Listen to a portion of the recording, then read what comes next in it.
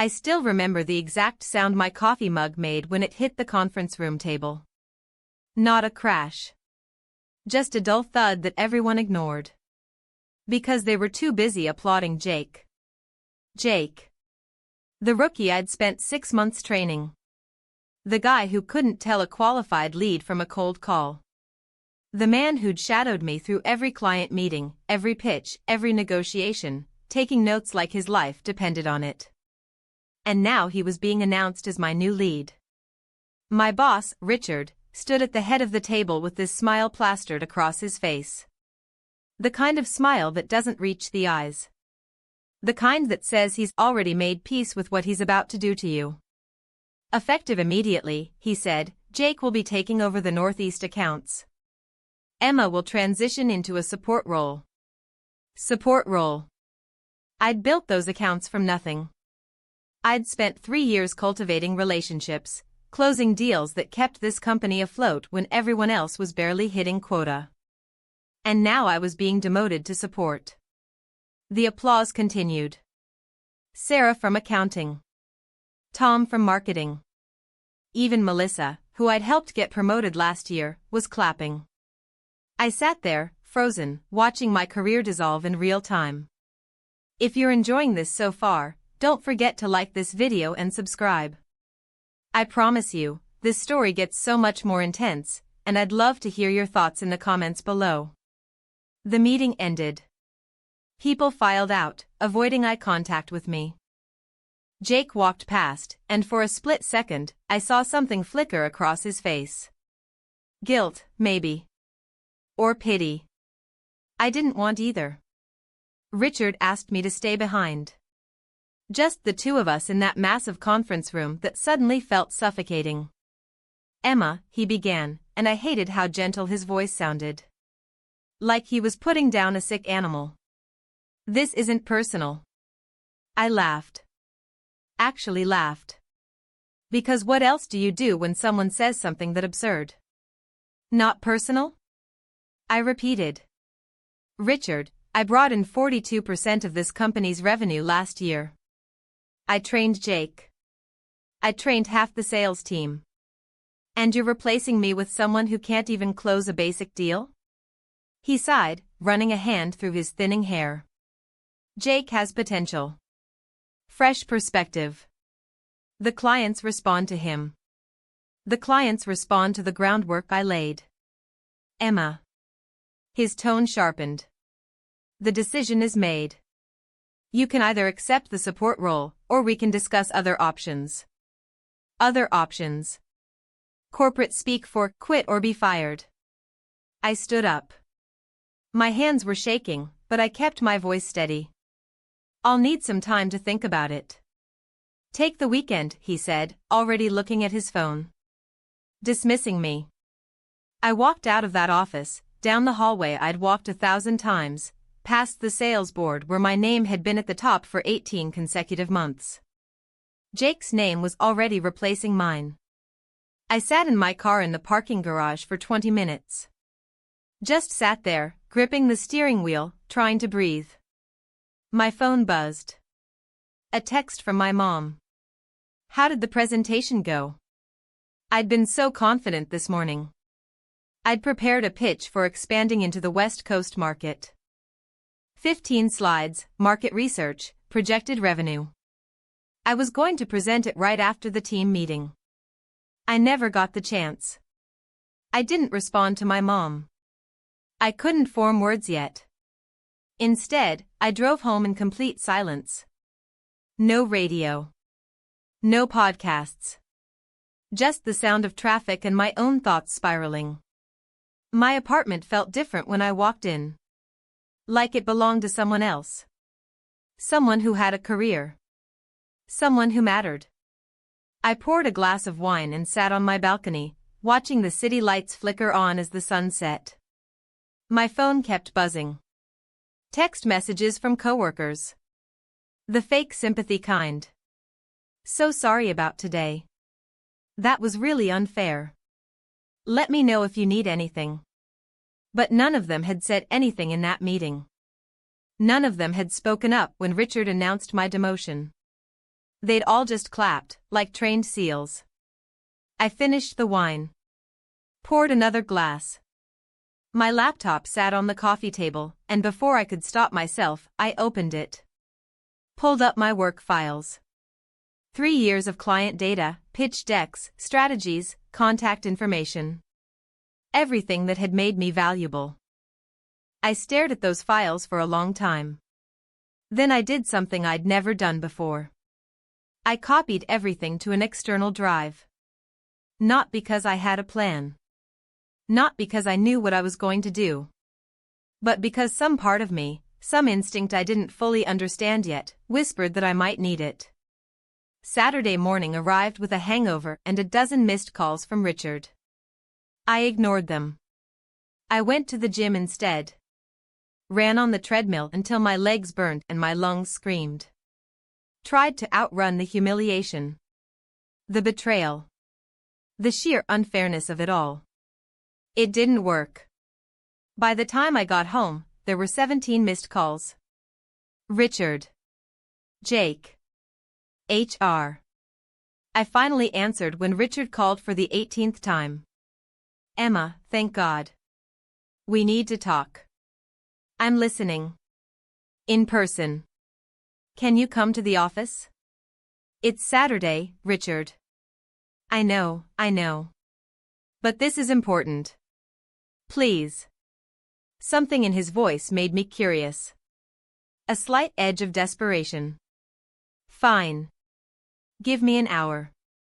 I showed up in jeans and a t-shirt. Made a point of it. If they wanted to treat me like I didn't matter, I'd dress accordingly. Richard was waiting in his office. He looked tired. Dark circles under his eyes, tie loosened, jacket draped over his chair. Thanks for coming, he said. I didn't sit down. What's so important it couldn't wait until Monday?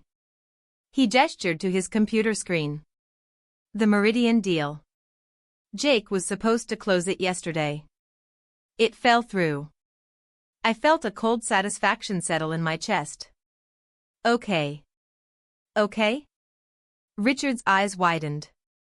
Emma, that's a $3.2 million contract. We needed that deal. You should probably talk to Jake about it then. He's the lead now, right? Richard stood up, walked around his desk. Emma, please. I know you're upset. I laughed, and it sounded bitter even to my own ears. Richard, you humiliated me in front of the entire team. You took everything I built and handed it to someone who doesn't know what he's doing. And now you want me to clean up his mess? I'm asking you to help save this company. The company you just pushed me out of? You're not pushed out. You're in a support role. You'd be supporting Jake on deals like this. No. The word came out harder than I intended. But I didn't take it back. Richard's expression shifted. The friendly mask slipped, and I saw what was underneath. Cold calculation. If this deal doesn't close, there will be layoffs, he said quietly. I'm trying to protect you. By demoting me? By giving you job security. Jake's father is on the board, Emma. He wanted his son in a leadership position. I had to make a choice. And there it was. The real reason. Not performance. Not potential. Not fresh perspective. Nepotism. Plain and simple. So you sacrificed me to make a board member happy. Richard had the decency to look uncomfortable. It's more complicated than that. It really isn't. I turned to leave. Emma, wait. If you walk out right now, you're done here. No support role. No severance. Nothing. I stopped at the door but didn't turn around. I walked out the moment you applauded Jake yesterday, I said. I just didn't know it yet. I left his office, walked through the empty weekend corridors, and got in my car. My hands were shaking again, but this time it wasn't from shock or grief. It was rage. Pure, focused rage. I drove to a coffee shop, ordered a triple espresso, and opened my laptop. The external drive with all my client data sat next to my mouse. I stared at it for a long moment. Then I plugged it in and started making a list. Every client I'd brought in. Every relationship I'd built. Every strategy I'd developed. I knew these accounts better than anyone. I knew their pain points, their goals, their budgets. I knew which executives made the decisions and which ones just pretended to. And I knew exactly how to approach them if I wasn't tied to Richard's company. The idea formed slowly at first, then all at once, crystallizing into perfect clarity. I could start my own firm. The thought was terrifying and exhilarating in equal measure. I had no funding. No team. No office. But I had knowledge. Experience. Relationships. And I had something else too. Something Richard had given me without realizing it. Motivation. I spent the entire weekend building a business plan. Not a perfect one. Not a polished pitch deck with fancy graphics. Just a raw, honest assessment of what I could offer, who I could reach, and how I could compete. By Sunday night, I had a name, Catalyst Consulting. By Monday morning, I had a website. It was basic. One page, simple design, clear message, strategic sales consulting for companies who value results over politics. I hit publish at 6 a.m. Then I drafted an email. One email that I'd send to every single client I'd ever worked with. Not to poach them. Not yet. Just to let them know I was available for independent consulting. My finger hovered over the send button for a full minute. This was it. The point of no return. If I sent this email, I was burning every bridge with Richard's company. There would be lawsuits, probably. Non-compete clauses. Legal threats. But I thought about Friday. About sitting in that conference room while everyone applauded my replacement. I thought about Richard calling me on a Saturday, desperate for me to fix Jake's failure, but still unwilling to admit he'd made a mistake. I thought about every time I'd been overlooked, undervalued, or taken for granted. And I clicked send. The responses started coming within an hour. The first was from Marcus Chen, CEO of a tech startup I'd helped scale from $2 million to $20 million in annual revenue. Emma. I was wondering when you'd go out on your own. Let's talk this week. Then Allison from the pharmaceutical company. Congratulations. Are you taking new clients? Then David, Jennifer, Robert, Catherine. By noon, I had 12 meeting requests. By end of day, I had 23. My phone rang. Unknown number. Emma Rodriguez? Speaking. This is Patricia Winters from Jenkins Associates. We've been working with your former company, but frankly, we've been disappointed with the recent service. Your name keeps coming up in our internal discussions. Would you be open to a conversation? Jenkins Associates. One of Richard's biggest clients. An account worth $7 million annually. I'd be very open to that, I said, keeping my voice professional despite the adrenaline flooding my system. Wonderful. How's Thursday at 2? Thursday at 2 is perfect. I hung up and let out a breath I didn't know I was holding. This was happening. This was actually happening. My phone buzzed again. This time, a call from the office. Not Richard. Jake. I let it go to voicemail. He called again immediately. Then a third time. Finally, I answered. Emma? His voice was strained. Oh, thank God. I need your help. With what? The Meridian deal. It's worse than we thought. They're not just backing out, they're threatening to sue for breach of contract. Something about deliverables I apparently promised in the initial meeting. I don't even remember what I said. I was just trying to sound confident? I finished. Silence.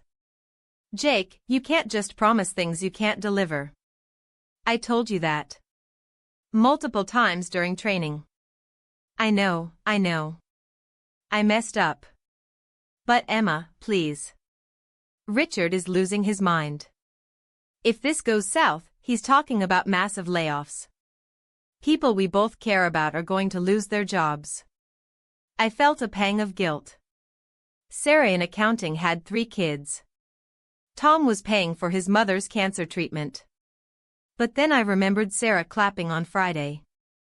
Tom avoiding my eyes. That's not my problem anymore, Jake. Emma, you wanted to be the lead. This is what that means. Figure it out. I hung up. He called back twice more. I didn't answer. Richard called next. I didn't answer that either. Instead, I went back to work. I had meetings to prepare for. Pitches to develop. A company to build. That night, I couldn't sleep. Not because of anxiety, though there was plenty of that. But because I kept thinking about possibilities. About what I could create without Richard holding me back. Without company politics and board members' idiot sons getting in my way. I got up at 3 a.m. and made more plans. Tuesday morning, I rented a small office space. Nothing fancy. Just a single room with a desk, a chair, and a window that overlooked the city. But it was mine. I set up my laptop, made coffee in the tiny kitchenette, and started preparing for my meeting with Marcus Chen. At 10 a.m., my phone rang. A number I didn't recognize, but with the same area code as Richard's office.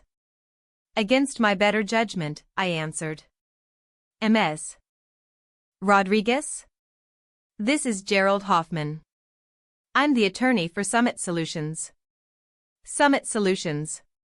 Richard's company. I'm listening. We're calling regarding your recent outreach to our clients. You signed a non-compete agreement when you were hired. That agreement is still in effect. I'd been expecting this. I'd actually read through my employment contract on Sunday night. My non-compete prevents me from working for a direct competitor or soliciting clients for 6 months after termination. I haven't been terminated. I resigned. You didn't submit a formal resignation. I'm submitting it now. Consider this my 2 weeks' notice. I heard papers shuffling. Ms. Rodriguez, we can make this very difficult for you. You can try, I said calmly. But I'd recommend checking your contract again. My non-compete is tied to termination, not resignation. And it only covers active solicitation. I sent one informational email letting people know I was available for consulting. That's not solicitation. That's networking. More silence. More shuffling. We'll be in touch, he finally said. I'm sure you will. I hung up, heart pounding. I wasn't actually sure my legal interpretation was correct. But I sounded confident, and sometimes that's all that matters. Besides, I had bigger concerns. Like the meeting with Marcus Chen in 2 hours. I put on my best suit, the navy blue one I'd worn to close my biggest deal last year. Did my makeup carefully. Professional but approachable. Marcus's office was downtown, 43rd floor, glass walls, and modern furniture. He greeted me with a huge smile and a firm handshake. Emma. You look great. Though I have to say, I'm surprised. I always figured you'd be running Summit Solutions by now. Change of plans, I said lightly. We sat in his corner office, overlooking the city. He poured 2 coffees without asking if I wanted one. So tell me about Catalyst Consulting. What's the pitch? I'd practiced this. Refined it. Made it sharp. Summit Solutions is good at what they do. But they're scaling too fast and spreading too thin. They're bringing in new salespeople who don't understand the nuances of complex B2B relationships. They're focused on volume over value. Marcus nodded slowly. Jake called me yesterday. Wanted to check in on our account. How'd that go? He asked if we were happy with the service. I told him we were. Then he tried to upsell me on some package I've already declined 3 times. He hadn't even looked at our account history. I didn't say anything. Didn't need to. Here's my question, Emma. What can you offer that Summit can't? Attention. Strategy. Results. I'm not managing 20 accounts. I'm managing 5. Maybe 10, max. Each one gets my full focus. No junior salespeople. No handoffs. Just me, working directly with you to solve whatever challenges you're facing. And what if you scale? What if Catalyst gets big and you become the next Summit? Then I've succeeded beyond my wildest dreams, and I'll have to figure out how to maintain quality at scale. But that's a future problem. Right now, I'm offering something Summit can't. Direct access to someone who actually knows what they're doing. Marcus laughed. You always were direct. It saves time. He leaned back in his chair, studying me. Okay. I'm in. Let's start with a 3-month trial. If it works, we'll talk about a longer contract. We shook hands. I walked out of his office with my first official client. Revenue, $15,000 a month. Not much compared to what I used to bring in at Summit. But it was mine. I sat in my car in the parking garage and let myself feel it. Relief. Pride. Terror. All of it at once. My phone buzzed. Email from Patricia Winters confirming our Thursday meeting. Then another email. From someone I didn't know. Subject line, thank you for the reminder. I opened it. Hi Emma, we worked together briefly on the North Star account last year. You probably don't remember me, but I remember how patient you were when I asked a million questions about the pitch process. I just wanted to say congratulations on starting your own firm. I've been thinking about doing the same thing, but I've been too scared. Your email reminded me that sometimes you just have to jump. Thank you for that. Best of luck. Sophia. I stared at that email for a long time. I had jumped. And I hadn't landed yet. Still free-falling, really. But at least I was flying. Wednesday was a blur of meetings and phone calls. 2 more clients signed on. Small accounts, but they added up. By Thursday morning, I had 4 confirmed clients and 3 more in serious discussions. Total monthly revenue, $38,000. It wasn't enough to compete with Summit. But it was enough to survive. And more importantly, it was proof of concept. The meeting with Patricia Winters was at their headquarters, a sleek building in the financial district. She was younger than I expected. Mid-40s, sharp suit, sharper eyes. Emma, thank you for coming. I'll get right to the point. We've been with Summit for 2 years. The first 18 months were excellent. The last 6 have been disappointing. Can I ask what changed? You left. She said it matter-of-factly. Jake took over our account. He's enthusiastic, I'll give him that.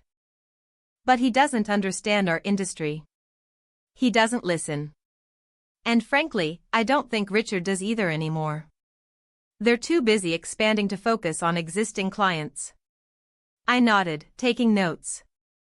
We're considering moving our business, Patricia continued. But we need to know you can handle the scope. This isn't a small account. I understand. What kind of support are you looking for? She slid a folder across the desk. Take a look at this. It's our current contract with Summit. We need everything they're providing, plus strategic consulting on market expansion. Can you do that? I opened the folder and felt my stomach drop. This wasn't just an account. This was the account. 7 million annually, like I'd thought. But the scope was massive. Monthly reporting, quarterly strategy sessions, ongoing campaign management, market analysis. At Summit, I'd had a team of 5 people supporting accounts this size. Now it was just me. Patricia watched my face carefully. Too much? I thought about lying. About saying yes immediately, then figuring out how to deliver later. But that's what Jake would do. Instead, I closed the folder and met her eyes. To be completely honest, this is more than I can handle alone right now. But I can hire people. Build a team. Give me 2 weeks to put together a proposal that shows exactly how I'd service this account, who I'd bring on board, and what your ROI would look like. Patricia smiled. That's exactly the kind of honesty I've been missing. 2 weeks. But Emma, I need you to understand something. If you take this account and then drop the ball, that's it. Not just for us, but for your reputation. This industry is small. I know. Good. I'll expect your proposal by the end of the month. I left that meeting with a mix of excitement and terror. $7 million. If I landed this, Catalyst would be a real company. Not a hustle, not a side project. A legitimate competitor. But if I failed, I'd be done before I even started. I went back to my tiny office and started making calls. First, to a colleague from my early days at Summit. Lisa had quit 6 months ago to go freelance. Emma. I heard you finally got out. Congratulations. Thanks. Listen, I'm putting together a team for a big project. Are you available for contract work? We talked for an hour. By the end, she'd agreed to come on board for the Jenkins account if I landed it. Then I called Marcus, my college roommate who'd gone into data analysis. Then Priya, a marketing specialist I'd worked with at my first job out of college. One by one, I built a team. Not employees. Not yet. But contractors, freelancers, people who trusted me enough to take a chance. By Friday, I had a skeleton crew and the outline of a proposal. That night, my phone rang at 11 p.m. Richard. I almost didn't answer. But curiosity got the better of me. What? Emma. His voice sounded rough, like he'd been drinking. We need to talk. No, we really don't. The Meridian deal is dead. Jake completely tanked it. They're suing us for $2 million in damages. I didn't feel satisfaction. I felt tired. I'm sorry to hear that. Are you? He laughed bitterly. Emma, this is falling apart. 3 more accounts called this week asking to transfer to other account managers. Tom quit yesterday. Sarah's looking for other jobs. The board is talking about replacing me. Richard, I made a mistake. The words came out in a rush, like he'd been holding them in. I made a huge mistake. Jake isn't ready. His father pushed for the promotion, and I caved because I thought I could manage it. I thought you'd stay and help guide him. I didn't think you'd actually leave. You didn't think I had any other options, I corrected. Silence. Come back, he said finally. Name your price. Whatever you want. VP of Sales. Your own team. Full autonomy. I'll make Jake your assistant if you want. Just come back. 6 months ago, that offer would have been everything I wanted. 4 days ago, I might have even considered it. But now? No. Emma, please. We can fix this. I can fix this. Richard, you can't fix what you broke. You didn't just demote me. You did it publicly, in front of everyone, to promote someone who wasn't qualified. You sent a message to every person in that company about what matters more than performance. And now you're dealing with the consequences. So that's it? You're just going to let us fall apart? You're going to let yourself fall apart. I'm going to build something better. I hung up before he could respond. And for the first time since Friday's meeting, I felt something other than anger or fear. I felt free. The weekend flew by in a haze of work. I barely slept, living on coffee and adrenaline. By Monday morning, I had a complete proposal for Jenkins Associates. 37 pages. Market analysis, strategic recommendations, team structure, timeline, pricing. It was good. Better than good. It was exactly what they needed, and I knew it. I sent it to Patricia at 9 a.m. She called me at 10. Emma? Patricia Winters. I just finished reading your proposal. My heart stopped. And? It's impressive. Really impressive. I have some questions, but overall, I think we can make this work. That's great. When would you like to schedule a follow-up meeting? Actually, I'm looking at my calendar now. How about tomorrow? 2 p.m.? I'd like you to present this to our executive team. Tomorrow. Less than 24 hours to prepare a presentation for executives who would decide the fate of my entire company. Tomorrow works perfectly. Excellent. See you then. I hung up and immediately called Lisa. I need your help. Big presentation tomorrow. Can you come to my office today? Give me 2 hours. We worked through the afternoon and into the evening, refining the presentation, anticipating questions, rehearsing responses. By midnight, we were both exhausted but confident. This is going to work, Lisa said as she packed up her laptop. You know that, right? I hope so. Not hope. No. Emma, this proposal is better than anything Summit ever produced. And you did it in a week. Imagine what you'll do with actual resources. She left, and I stayed in the office. Couldn't bring myself to go home yet. I sat at my desk, looking out the window at the city lights, thinking about how much had changed in 1 week. 7 days ago, I was an employee at Summit Solutions, watching my career implode. Now I was the CEO of my own company, preparing to pitch a $7 million contract. The phone rang. 1 a.m. unknown number. Hello? Emma Rodriguez? A woman's voice, unfamiliar. Yes? My name is Diana Marsh. I'm the CFO at Summit Solutions. I'm calling because we've become aware of your recent business activities. My blood ran cold. Here it comes. The lawsuit. Go ahead. We're prepared to offer you a settlement. Return all client information, cease contact with Summit's existing accounts, and we'll agree not to pursue legal action. Or we'll sue you for breach of contract, theft of intellectual property, and tortious interference with business relationships. We have significant resources, Ms. Rodriguez. You have a 1-week-old consulting company. I'm sure you can do the math. I should have been scared. Intimidated. Ready to fold. But all I felt was anger. Let me do some different math, I said coldly. You're calling me at 1 in the morning, which means you're panicking. Richard already tried to get me to come back, which means things are worse than you're letting on. And you're calling with threats instead of actually filing a lawsuit, which means your legal team told you that you don't actually have a case. Silence.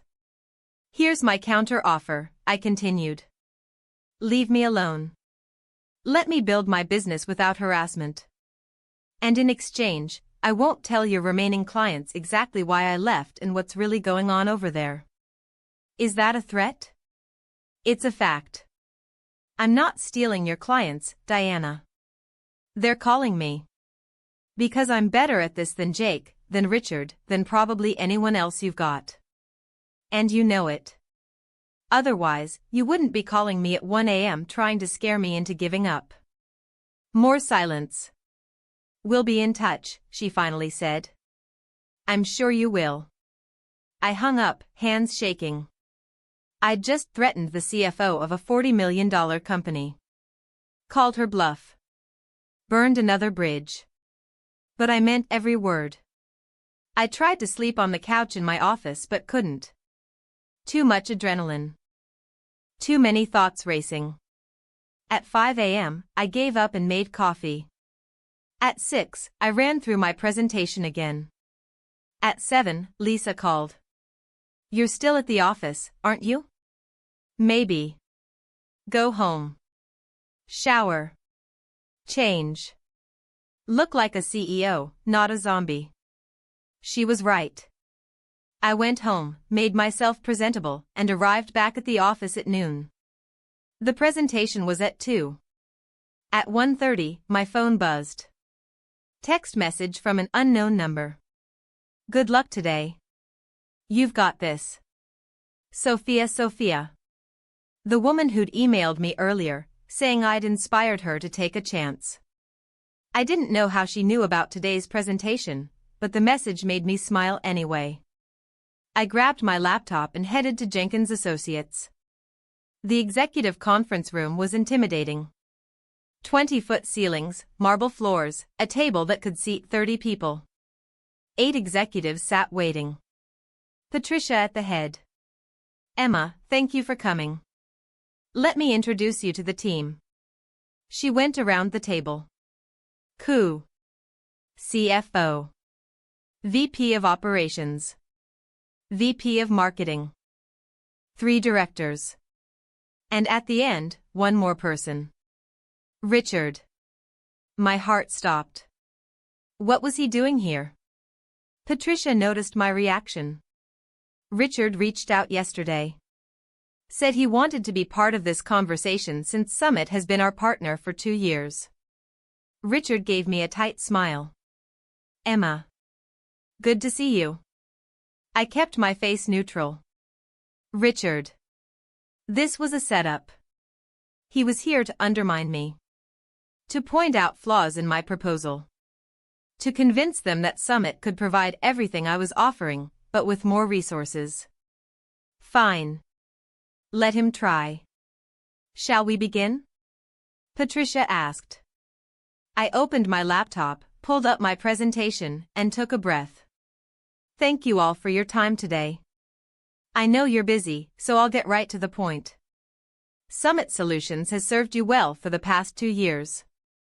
But you're at a critical inflection point, and you need a partner who can provide strategic guidance, not just execution. That's what Catalyst Consulting offers. I walked them through the market analysis. Showed them opportunities they were missing. Pointed out weaknesses in their current strategy that Summit had never addressed. And I was careful. Never directly attacking Summit. Never unprofessional. But making it crystal clear that I saw things they didn't. 20 minutes in, the CFO interrupted. This is impressive, Emma. But you're asking us to trust a company that's been around for 1 week. What happens if you can't deliver? What's our backup plan? Before I could answer, Richard spoke up. That's exactly the concern I wanted to raise. Emma is talented, no question. But she's one person. Summit has 50 employees. Infrastructure. Redundancy. If Emma gets sick or takes on too many clients, you're left without support. The room shifted. Executives nodded. He was right, and we both knew it. I needed to change the narrative. Fast. Richard raises a valid point, I said calmly. And it's something I've anticipated. Let me show you what Catalyst's team structure would look like for your account. I pulled up the next slide. Photos and bios of Lisa, Marcus, Priya, and 3 other contractors I'd lined up. These are specialists. Each one is the best in their field. They're not junior employees stumbling through learning curves. They're experts who've chosen to work with Catalyst because they believe in quality over quantity. I looked directly at Richard. Summit's infrastructure is impressive. But it's also bloated. You have 50 employees, But how many of them actually touched the Jenkins account? 2? 3? And one of those people is Jake, who, let's be honest, still doesn't understand the difference between strategic consulting and order taking. The room went quiet. I'd crossed a line. Been too direct. Too personal. But I was tired of playing nice. Richard's face flushed. That's unprofessional, Emma. So was replacing me with your board member's son after I spent 3 years building accounts you're now losing. Patricia cleared her throat. I think we've heard enough from both of you. Emma, thank you for the presentation. Richard, thank you for your input. We'll discuss internally and reach out by the end of the week. We were being dismissed. I packed up my laptop, shook hands around the table, and left. Richard followed me into the elevator. That was unnecessary, he said once the doors closed. Was it? You came here to sabotage me. To scare them away from taking a chance on my company. I came here to protect my clients. They're not your clients, Richard. They're people who hired your company. And they're not happy. That's not my fault. That's yours. The elevator reached the ground floor. I walked out without looking back. That night, I stress-ate Thai food and watched mindless TV, trying not to obsess over the presentation. I'd either gotten the account, or I'd lost it. Nothing I could do now but wait. Wednesday passed with no word. Thursday morning, I woke up to an email from Patricia. Subject line, decision. I stared at my phone for a full minute before opening it. Dear Emma, after considerable discussion, we've decided to move forward with Catalyst Consulting. We were impressed by your proposal, your team, and most importantly, your honesty. We'll need to finalize some contract details, but consider this our verbal commitment. Welcome aboard. Best regards, Patricia Winters. I read it 3 times to make sure I wasn't hallucinating. $7 million. I'd done it. I called Lisa first. We got Jenkins. She screamed so loud I had to pull the phone away from my ear. Then Marcus. Priya. Every contractor I'd lined up. By noon, everyone was confirmed and ready to start. By end of day, the contract was signed. Catalyst Consulting was officially a real company with a massive client. That evening, I went to my favorite bar. Ordered a whiskey. Expensive one. The bartender recognized me. Celebrating something? Starting over. He smiled. That's worth celebrating. I was halfway through my drink when someone sat down next to me. Richard. You've got to be kidding me, I muttered. Emma. Please. Just 5 minutes. How did you even know I was here? I called your office. Your voicemail says to leave a message and you'll get back to me within 24 hours. Very professional, by the way. Then I remembered you used to come here after closing big deals. I didn't look at him. What do you want, Richard? To apologize. That got my attention. I turned to face him. He looked worse than he had at Jenkins. His eyes were bloodshot, his tie was crooked, and he'd clearly missed a shaving day or 2. I've lost 11 accounts in the last 2 weeks, he said quietly. 11. 3 more are in discussions about leaving. The board is meeting on Monday to vote on my position. And you're telling me this why? Because you were right. About everything. About Jake. About the politics. About what matters. He signaled the bartender for a drink. I destroyed something good because I was too much of a coward to stand up to the board. And now it's all falling apart. I should have felt vindicated. Triumphant, even. Instead, I just felt tired. Richard, I can't help you. I'm not asking you to. He took a long drink. I'm apologizing. You deserved better. The company deserved better. And I failed both of you. We sat in silence for a moment. What are you going to do? I asked. He laughed, but there was no humor in it. Probably get fired on Monday. Update my resume. Try to explain to future employers why my last year at Summit was such a disaster. And Jake? His father pulled him from the company last week. Put him in some VP role at one of their other holdings. A position with a fancy title and no real responsibilities. Jake knows he failed. He actually called me crying 2 days ago. Said he never wanted the promotion. Said his father forced him into it. I took another sip of whiskey. That doesn't excuse what he did. No. But it explains it. Richard finished his drink and stood up. Anyway. I won't take up any more of your time. Congratulations on Jenkins. Patricia called me personally to tell me they were switching. She wanted me to know it wasn't personal. Just business. That must have hurt. Less than I deserved. He put some cash on the bar. Good luck, Emma. I mean that. He left before I could respond. I sat there for a while, processing. A week ago, I would have wanted to see Richard suffer. Would have taken pleasure in his downfall. But now? Now I just felt empty. Revenge wasn't as satisfying as I'd imagined. Building something new was better. I finished my drink and went home. The next few weeks were chaos. Good chaos, but chaos nonetheless. Lisa moved into the office with me. Then Marcus joined full-time. Priya came on board as a contractor with an option for permanent position. We hired an assistant. Then another one. By the end of month 2, Catalyst had 7 employees and 3 major clients. Revenue hit $90,000 monthly. It still wasn't enough to compete with Summit on scale. But it was enough to prove we could survive. And more importantly, we were growing. I started getting calls from recruiters.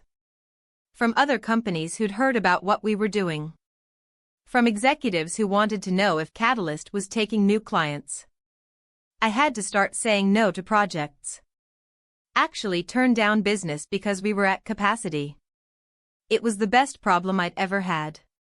In month 3, something unexpected happened. I got a call from Gerald Hoffman, the attorney who'd threatened me on behalf of Summit. Ms. Rodriguez, I'm calling with a proposal. I'm listening. Summit Solutions is filing for bankruptcy protection. The board has decided to liquidate assets and dissolve the company. As part of that process, they're selling their client list and business operations. I felt a chill run down my spine. Okay. We're reaching out to you first. Given your history with the company and your current success, we thought you might be interested in acquiring certain assets. You want me to buy Summit? Not the entire company. But the client list, the existing contracts, the intellectual property.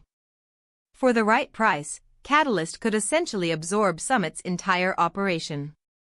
I sat down heavily in my office chair. How much? He named a figure. It was high, but not impossible.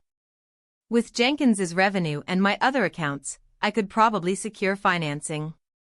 I need to think about it. Of course. But Ms. Rodriguez? We're fielding other offers. If you're interested, we'll need an answer by the end of the week. I understand. I hung up and stared at the wall for a long time. Buy Summit. Absorb the company that had cast me aside. Take over the clients I'd spent years building. It was poetic. Almost too perfect. But it was also risky. Summit was failing for a reason. Their reputation was damaged. Their systems were outdated. Their team was demoralized. Could I turn it around? Should I even try? I called an emergency meeting with my team. Lisa, Marcus, Priya, and our 2 assistants gathered in the office. I laid out the situation. "This is crazy," Marcus said immediately. "We're barely 3 months old. Taking on Summit's entire operation could destroy us. Or it could make us," Priya countered. "Think about it. Instant scale. Established clients. We could go from startup to major player overnight. With all of Summit's baggage," Lisa added. "Bad reputation, failed processes, angry former employees.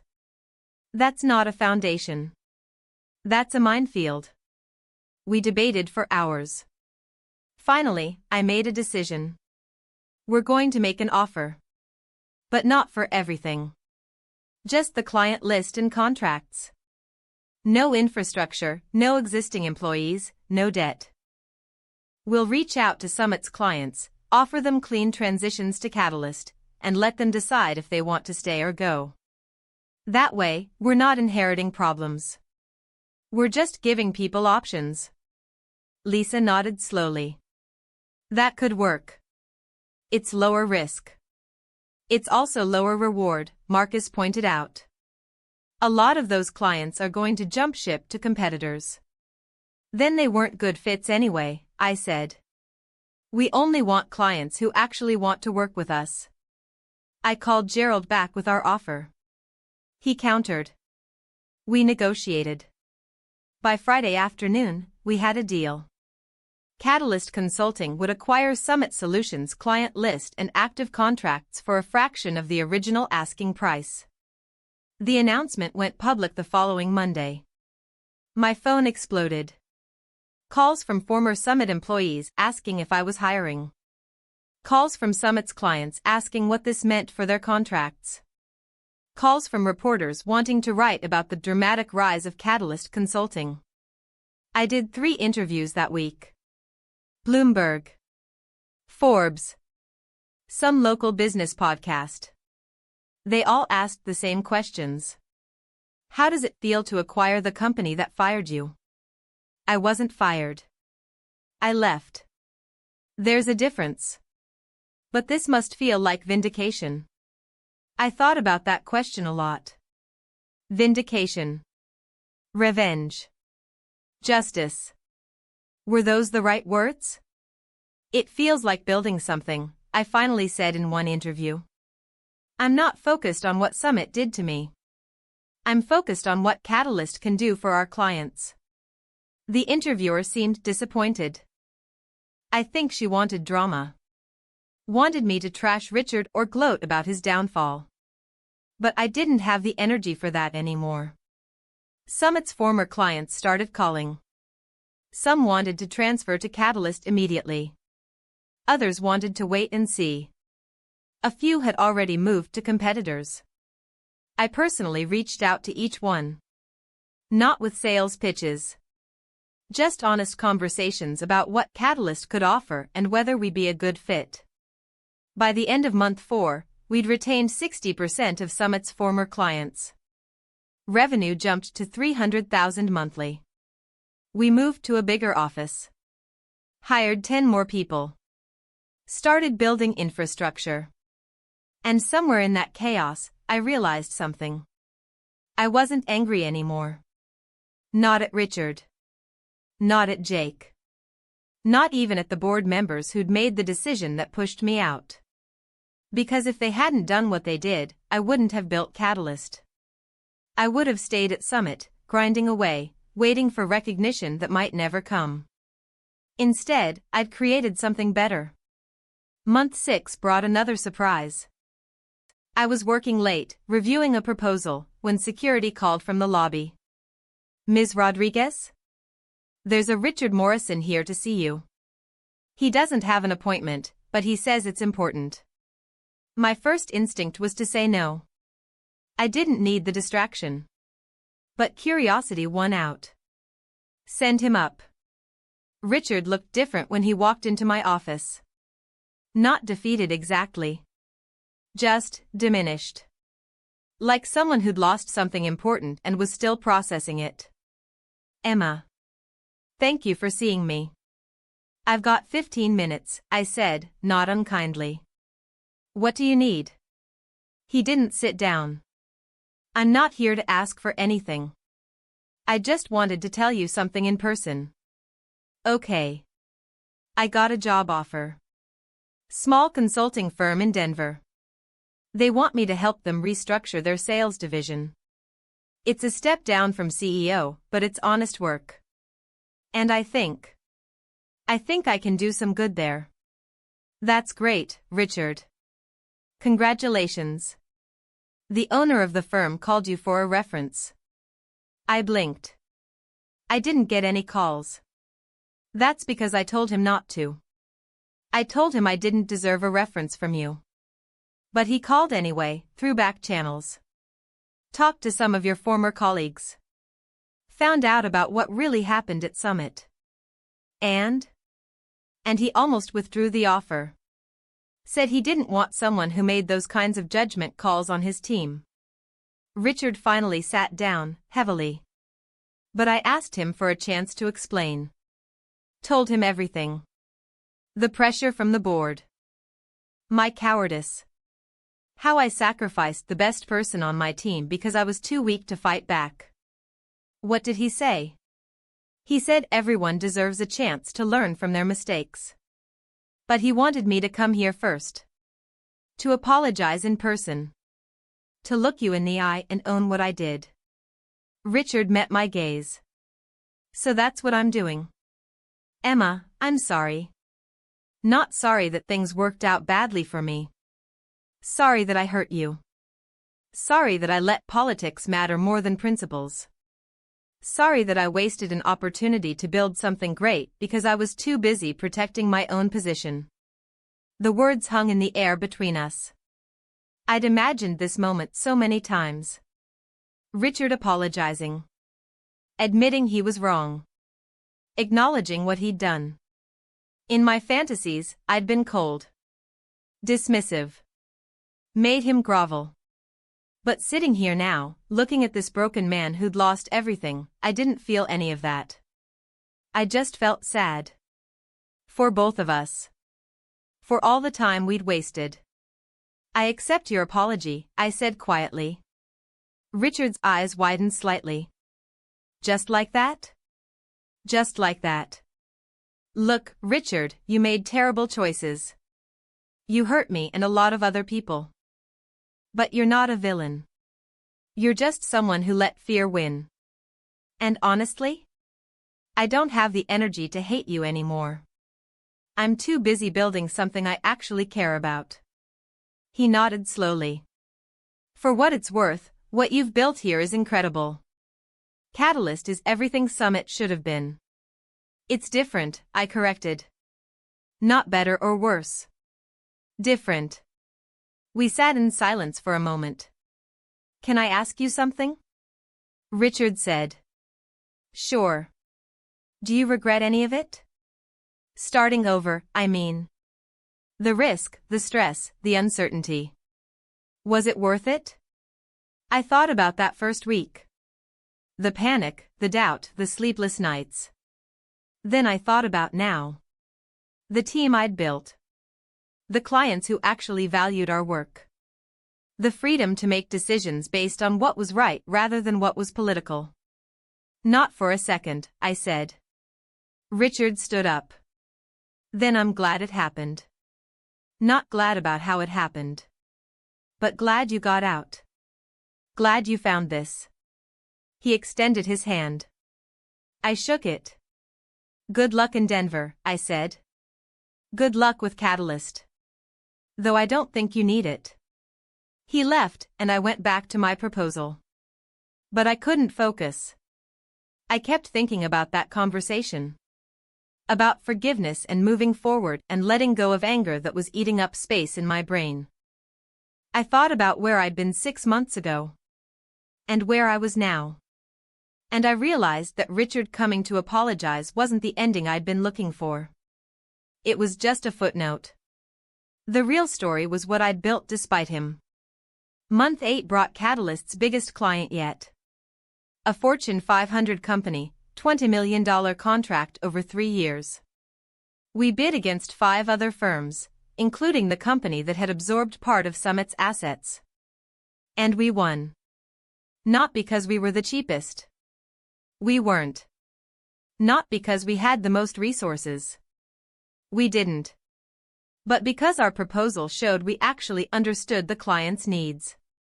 Because we'd taken the time to do research, ask questions, and present solutions instead of cookie-cutter strategies.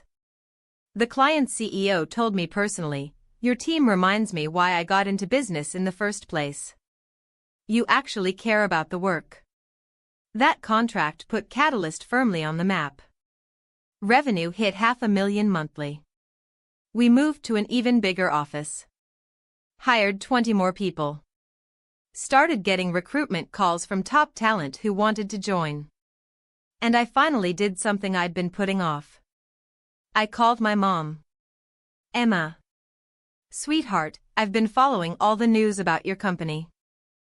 I'm so proud of you." "Thanks, Mom. Are you eating enough? You look thin in those photos." I laughed. "I'm eating fine. And are you happy?" That question stopped me. Was I happy? I was successful, certainly. Respected. Building something meaningful. But happy?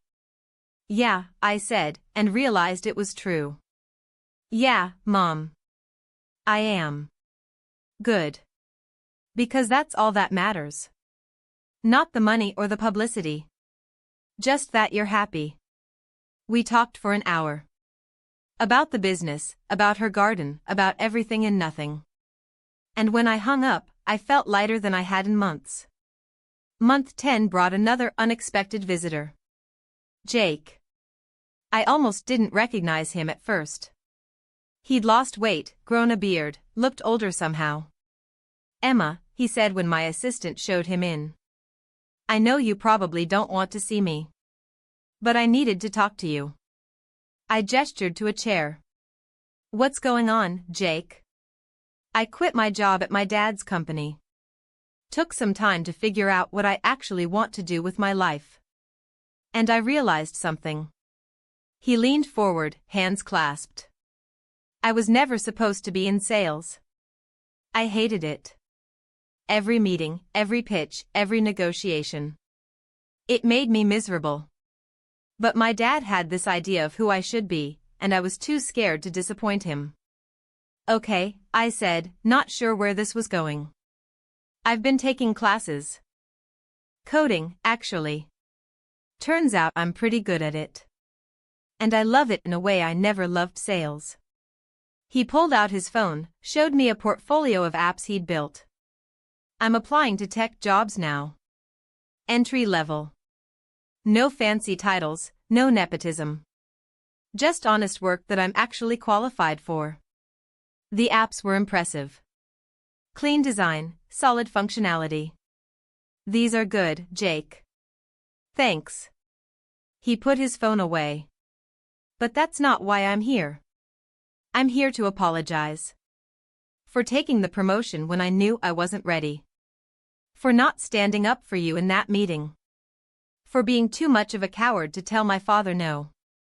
I studied him. This wasn't the cocky, overconfident Jake I'd trained. This was someone who'd been humbled. Broken down and rebuilt. "I appreciate that," I said. "I also wanted you to know that I told everyone what really happened. Everyone who'll listen. I've been posting on LinkedIn, talking to former Summit colleagues, making sure people know you didn't just quit. You were pushed out because of politics and nepotism. And that you built something amazing despite it. You didn't have to do that." "Yes, I did. It's the least I could do." He stood up. "Anyway, I won't take up more of your time. I just needed to say that in person. You deserved better. From me, from Richard, from everyone." He turned to leave. "Jake?" He stopped. "Good luck with the coding." "I mean that." He smiled, the first genuine smile I'd ever seen from him. "Thanks, Emma." After he left, I sat in my office thinking about redemption. About how people change when they're forced to confront their failures. About how the worst moments can lead to the best growth. Month 12 marked Catalyst's 1-year anniversary. We threw a party. Nothing fancy, just the team gathering in our conference room with pizza and champagne. Lisa stood up to make a toast. A year ago, Emma walked into a nearly empty office with nothing but a laptop and a dream. Now look at us. 40 employees, 8 major clients, $3 million in annual revenue. And more importantly, we've built something we can be proud of. A company that values people over politics. Results over relationships. Quality over quantity. She raised her glass. To Emma, for having the courage to start over. And to all of us, for being part of something special. Everyone cheered. I looked around the room at the faces. Some I'd known for months. Some I'd just hired. All of them here because they believed in what we were building. And I felt something I hadn't felt in a long time. Contentment. Not happiness exactly. Not satisfaction. But contentment. The sense that I was exactly where I was supposed to be, doing exactly what I was meant to do. Later that night, after everyone had gone home, I sat in my office alone. My phone buzzed. Email from Patricia Winters. Emma, congratulations on 1 year of Catalyst. I wanted you to know that choosing your company was the best business decision we made this year. Your team has exceeded every expectation. Here's to many more years of partnership. Best, Patricia. I smiled and filed the email in a folder labeled Wins. Then I pulled up a blank document. I'd been thinking about writing something for a while. Not a memoir exactly. More like a guide. Lessons I'd learned from starting over. The cursor blinked on the empty page. I started typing. Lesson 1. Sometimes the worst thing that happens to you is actually the best thing. You just don't know it yet. Year 2 brought expansion. We opened a second office on the West Coast. Hired 30 more people. Landed contracts with 4 Fortune 500 companies. Revenue hit $8 million annually. I started getting speaking invitations. Conferences, university business programs, leadership seminars. At first, I declined. Public speaking wasn't my thing. But Lisa convinced me. People need to hear your story. Especially women. Especially people who've been pushed out or overlooked. You can inspire them. So I started saying yes. My first speaking gig was at a Women in Business conference in Chicago. I was terrified. My hands shook as I walked onto the stage. But then I started talking. About that meeting where Richard announced my replacement. About the decision to start Catalyst. About the failures and fears and moments I almost gave up. And I watched the audience. Saw them nodding. Saw some wiping tears. Saw recognition in their faces. After the speech, people lined up to talk to me. A woman in her 50s who'd been passed over for promotion 7 times. A recent graduate who was scared to negotiate her salary. A mid-career professional considering a career change but paralyzed by fear. One by one, I talked to them. Listened to their stories. Offered what advice I could. And I realized something. This was bigger than me. Bigger than Catalyst. Bigger than one woman's revenge on a company that undervalued her. This was about changing the narrative. About showing people that setbacks aren't endings. They're redirections. I started speaking regularly after that. Once a month, sometimes more. And Catalyst kept growing. Year 3 brought our biggest challenge yet. A massive client, potential $50 million contract over 5 years. But it came with a catch. They wanted to meet with me personally before making a decision. Wanted to understand who I was, what drove me, whether Catalyst could handle a contract this size. The meeting was scheduled for their headquarters in New York. I flew out on a Monday morning, armed with presentations and pitch decks and 3 years of proven success. The CEO was a woman in her 60s named Margaret Chen. Silver hair, sharp eyes, no-nonsense demeanor. She didn't look at my presentation materials. Instead, she said, "Tell me about Summit Solutions." I blinked. "I'm sorry?" "Summit.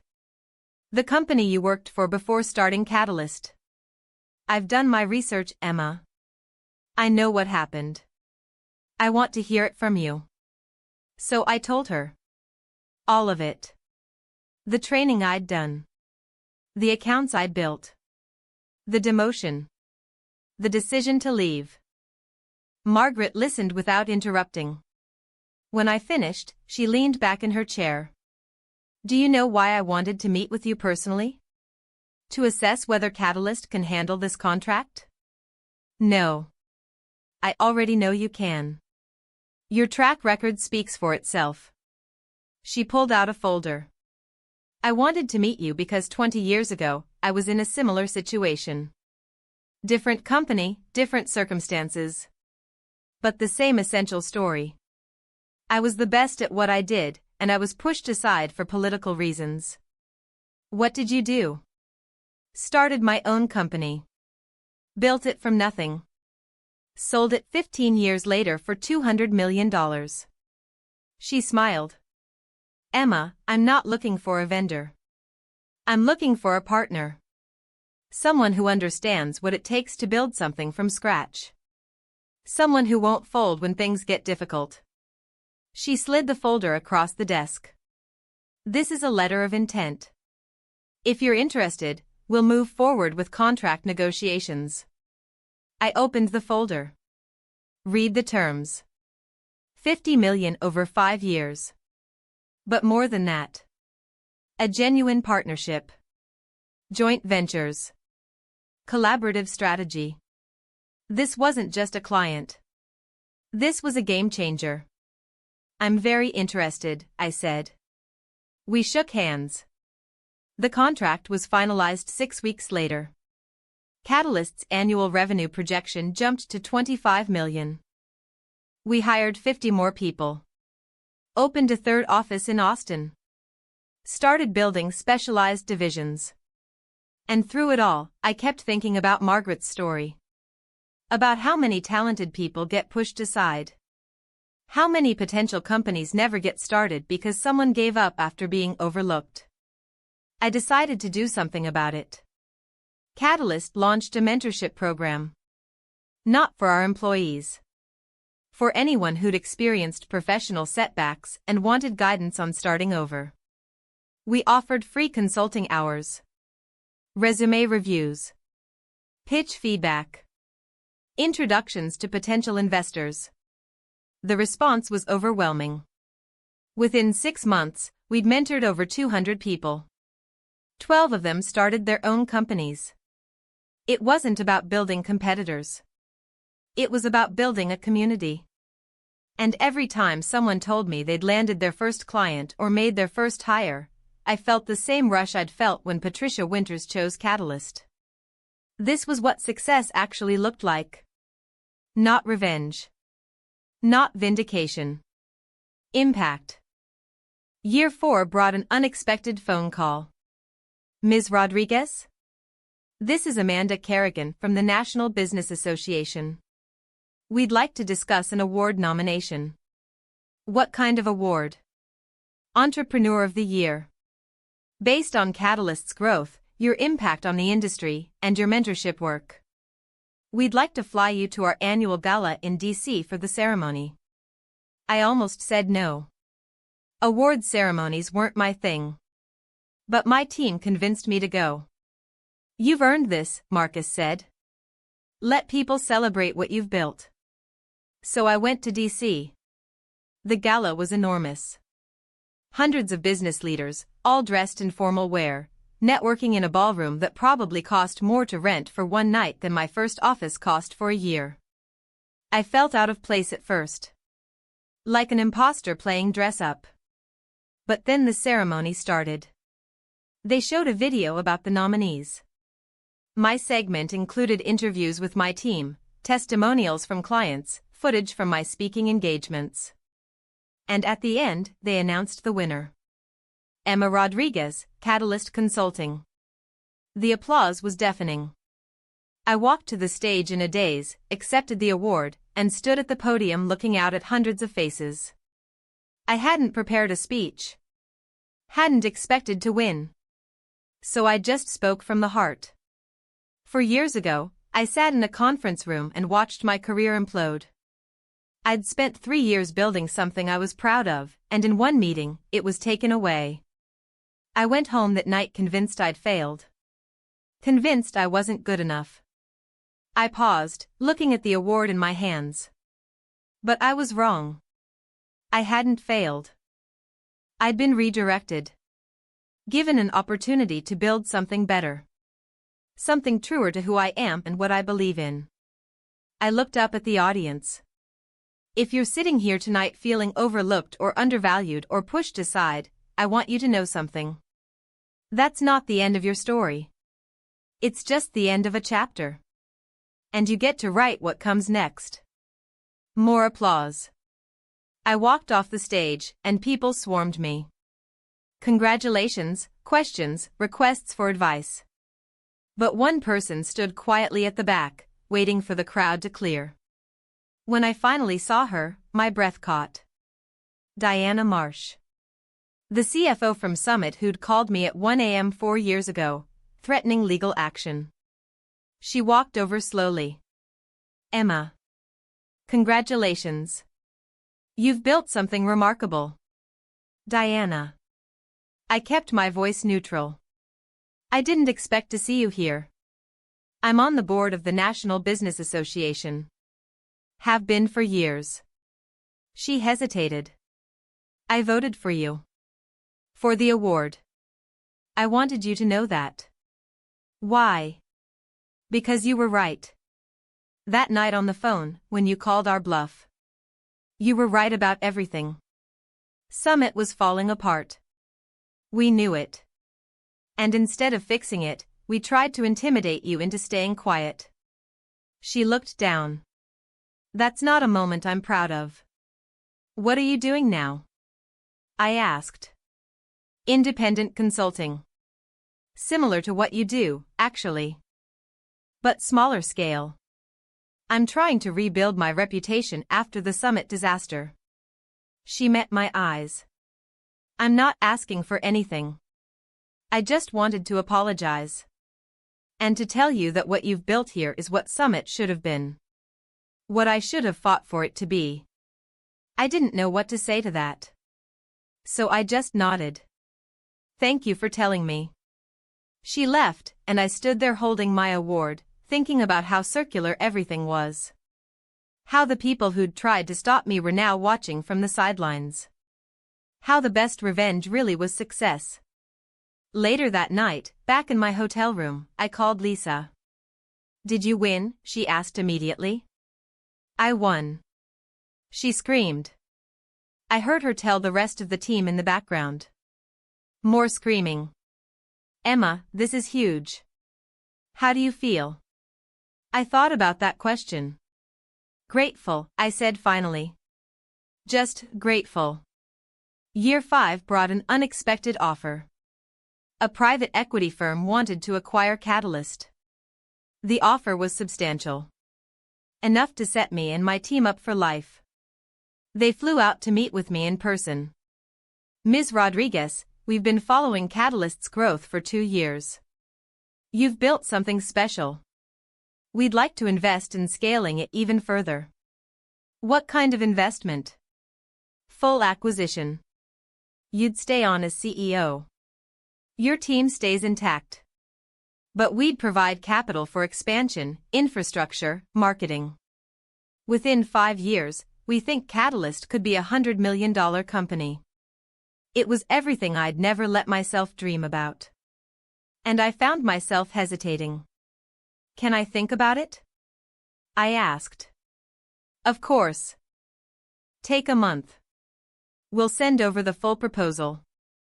That night, I called an emergency meeting with my core team. Lisa, Marcus, Priya, and 3 others who'd been there since the beginning. I laid out the offer. "This is life-changing money," Marcus said immediately. "We'd be set. All of us." "But it wouldn't be ours anymore," Priya countered. "Private equity means quarterly earnings targets. Pressure to grow faster, cut costs, maximize profits. Is that what we want?" We debated for hours. Finally, Lisa asked the question that mattered. "Emma, what do you want?" I thought about that first week. The tiny office. The terror and excitement of building something from nothing. I thought about the clients who trusted us. The team members who'd taken chances on a startup. I thought about the mentorship program. The speeches. The impact that had nothing to do with revenue. "I want to stay independent," I said. "I want Catalyst to keep being what it is. Not what some private equity firm thinks it should be." The room went quiet. Then Lisa smiled. "Then we stay independent." Everyone nodded. The next day, I called the private equity firm and declined their offer. They were shocked. Tried to sweeten the deal. Offered more money, more control, more everything. But I held firm. "Catalyst isn't for sale," I said. "Not now. Maybe not ever." Some people thought I was crazy, turning down that kind of money. But I slept better that night than I had in months. Because I'd made a choice that had nothing to do with revenge or proving anyone wrong. I'd made a choice about who I wanted to be and what I wanted to build. And that felt like winning. 6 months later, I was working late in my office when my assistant buzzed. "Emma? There's someone here to see you. He doesn't have an appointment, but he says you'll want to talk to him." "Who is it?" A pause. "He says his name is Richard Morrison." I hadn't seen Richard in over 4 years. Not since that night in my office when he apologized before moving to Denver. "Send him in." Richard looked different again. Healthier. Happier. More confident. "Emma. Thank you for seeing me without notice." "What brings you to town, Richard?" "Actually, you do. I wanted to tell you something in person." He sat down. "The firm in Denver did well. Really well. We grew, expanded, helped a lot of companies turn around. And 6 months ago, I got an offer to come back and run a company here. A bigger role than Summit ever was. Congratulations." I turned it down. That surprised me. "Why?" "Because I realized something. I don't want to run someone else's company anymore. I want to build my own. The right way this time. With integrity, with principles, with the lessons I learned from watching everything fall apart." He pulled out a business card. "I'm starting a consulting firm. Nothing like Catalyst, we're not competitors. Different niche, different approach. But I wanted you to be one of the first to know. And I wanted to ask if you'd be willing to be an advisor. Not officially. Just someone I can call occasionally when I need perspective." I looked at the business card. Morrison Consulting. 5 years ago, I would have laughed in his face. Would have told him to figure it out himself the way I had to. But 5 years had taught me something about grace. "I'll tell you what," I said. "Call me anytime.